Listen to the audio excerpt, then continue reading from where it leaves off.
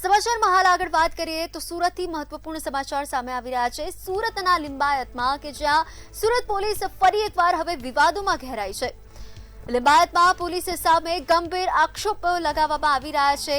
Police સામે અનેક સવાલ ઉભા થઈ રહ્યા છે। હોટેલ વેપારીને માર્યાનો પણ ગંભીર આક્ષેપ લગાવવામાં આવી રહ્યો છે। મફતનો ચા નાસ્તો ન આપતા માર્યાનો પણ આક્ષેપ કરવામાં આવ્યો છે। તો સુરત પોલીસ ફરી એકવાર વિવાદમાં ઘેરાઈ છે। વેપારીને પોલીસ સ્ટેશન લઈ જઈને માર્યો હોવાનો પણ આક્ષેપ કરાવવામાં આવી રહ્યો છે। તો આ સુરતથી સમાચાર સામે આવી રહ્યા છે કે જ્યાં 50,000ની લાંચ માંગ્યાનો વેપારી દ્વારા આક્ષેપ કરવામાં આવી રહ્યો છે।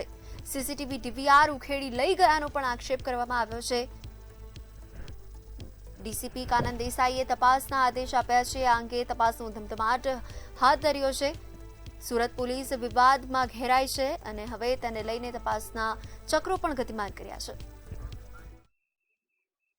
10:30 बजे की मैं दुकान बंद करके अपना सब हिसाब कर रहा था, हिसाब किताब कर रहा था। मेरा लड़का बाहर बर्तन धुल रहा था, एक लड़का झाड़ू मार रहा था। तो आए डिस्टाफ वाले बाइक पे, पहले आए, उसके बाद लड़के को ले जाने लगे। दूसरा लड़का बोला भैया डिस्टाफ वाले आए हैं, लड़के को उठा ले जा रहे हैं। मैं बाहर निकला दुकान से बाहर निकला तो सर से पूछा। मैं बोला सर गुनाह क्या है, क्यों लेके जा रहे हो मेरे लड़के को? तो उसने बोला कि इसको छोड़ो उसको पकड़ो। तो मैं बोला सर मेरी गलती क्या है, मेरा कसूर क्या है, मुझे बताइए पहले क्यों ले जा रहे हो? उनके भाई अंदर थे मेरे। मैंने बताया भाई इसको ले जा रहे हैं स्टाफ वाले।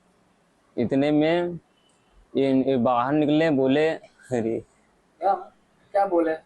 बोले कि भाई इनको ले जा रहे हैं। तो बाहर निकले, बोले कौन है? हम बोले स्टाफ वाले। तो गए उनको, मतलब बोले साहब ये तो मेरा आदमी है, इसको क्यों ले जा रहे हो?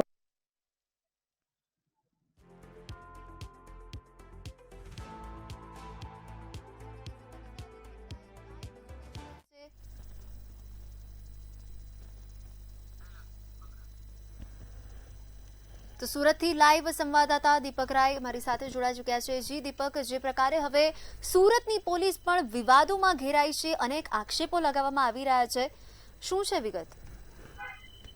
વાત છે સુરત શહેરના લિંબાયત વિસ્તારમાં એક વખત પોલીસ ફરીથી વિવાદમાં આવ્યો છે। ખાસ કરીને વાત કરીએ જે પીને ચા નાસ્તા ના પાડતા જે દાવત રાખીને જે પોલીસ છે એ આ જે દુકાન માલિક છે અને એનો જે દુકાનમાં કામ કરતા સહકર્મી છે એને માર્યો છે। ખાસ કરીને વાત કરીએ કે ગત રાતે જ્યારે પોલીસ 10:30 વાગે આશ્રમમાં પહોંચી હતી ત્યારે દુકાન બંધ કરીને પૈસા ગણતરી કરતા હતા। તે દરમિયાન પોલીસ એના જે સહકર્મી છે એને પકડીને લઈ જવા માંડ્યા અને ત્યાર પછી જે દુકાન માલિક છે એ પૂછ્યું સાહેબ એનું ભૂલ શું છે, કેમ લઈ જાઓ છો?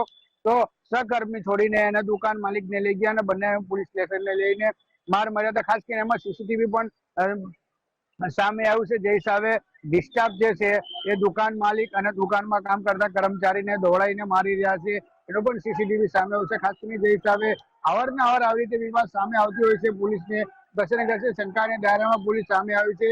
જે હિસાબે વાત કરીએ કે જે પોલીસ છે એ ખાલી લોકોને સેવા માટે નહીં પણ લોકોથી જબરજસ્તી ખાવા માટે પણ ડ્રામા દેખાઈ રહ્યું છે। કેમ કે લિંબાયત વિસ્તારમાં જે ડિસ્ટાફને વિડીયો વાયરલ થઈ રહ્યું છે, ડિસ્ટાફ પોલીસે 3 થી 4 લોકો ડંટા લઈને જે દુકાન ઉપર હુમલો કરવામાં આવ્યા હતા અને ત્યાર પછી જે દુકાન માલિકને દોડાઈને માર્યા, ત્યાર પછી જે દુકાન માલિકને ડિટેન કરીને ગિરફ્તાર કરીને એને પોલીસ ચોકી લઈ ગયા અને ત્યારબાદ પોલીસ ચોકીમાં માર્યો। ત્યારબાદ જે યુવક છે એને બેહોશીની હાલતમાં સિમેર હોસ્પિટલ ખસેડવામાં આવ્યો। ત્યારબાદ એનો ઇલાજ દરમિયાન હાલ તો યુવક છે જે હોસ્પિટલમાં દાખલ છે, સારવાર હેઠળ છે, પણ પોલીસને આમાં કશે ને કશે જે અબરૂ છે એને દગાવ્યા છે। કેમ કે ખાવા પીવાની સામાનને લઈને જે હિસાબે મારવામાં આવ્યું હતું એ અદાવત રાખીને માર્યો હતો।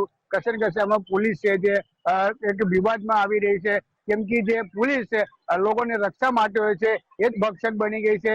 જે હિસાબે સુરત શહેરના લિંબાયત વિસ્તારમાં પોલીસે એક ચાય ને ટપરી ચલાવતા જે યુવક છે એને મારવામાં આવ્યો છે એમ કહેવામાં આવ્યું છે। જે સ્થાનિકને કહેવા પ્રમાણે અને દુકાન માલિકને ઓફ કેમેરા કહેવામાં આવ્યું કે જે ચાય અને પાણી મફતમાં માંગતા હતા, નહીં આપવાને કારણે જે અમને એ અદાવત રાખીને મારવામાં આવ્યો છે। હાલ તો જે યુવક છે સારવાર હેઠળ છે, પણ આમાં જે ડીસીપી ઝોન 2 કાનન દેસાઈ છે તપાસ પણ સોંપવામાં આવી છે અને હવે આમાં જોવાનું એ છે કે જે તપાસ કરવાવાળા છે એ તપાસ કોના સામે કરશે। કેમ કે બંને એક જ પોલીસ સ્ટેશનના છે તપાસ કરવાવાળા ને જેના પર તપાસ બેહાડ્યો છે બંને એક જ પોલીસ સ્ટેશન હશે તે કેટલું જે સહયોગ આમાં પોલીસ આપશે તપાસમાં એ જોવાનું રહેશે. પણ હાલ તો પોલીસ આમાં વિવાદ દેખાઈ રહી છે, કેમ કે જે હિસાબે પોલીસ અને પોલીસની વિરુદ્ધમાં આ તમામ પુરાવા દેખાઈ રહ્યું છે. સીસીટીવીમાં જે યુવકને દોડાઈને માર મારવામાં આવ્યું છે, એના પછી એને હોસ્પિટલ જે આપણે પોલીસ ચોકી લઈ જવામાં માર મારવામાં આવ્યું છે.